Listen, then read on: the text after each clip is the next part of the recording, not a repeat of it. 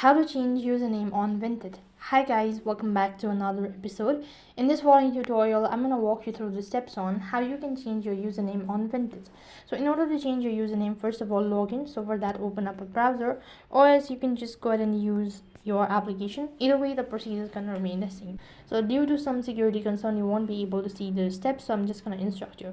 All you have to do is just tap on the tab bar icon and click on login, and after you're logged into your account, you need to click on the profile icon. As soon as you click on the profile icon, that's going to direct you to the profile page, and from there you need to go ahead and tap on the edit profile. After that, you need to locate the username field and make your desired changes. After that, you need to save the changes by clicking the save changes button, and you need to double click and confirm your new username.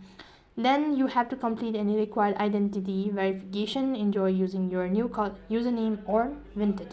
So that's basically how you can change your username on Vinted. That is all for this video. I hope the video was helpful. Make sure to like, share and subscribe to our channel. Thank you for watching. See you in the next video.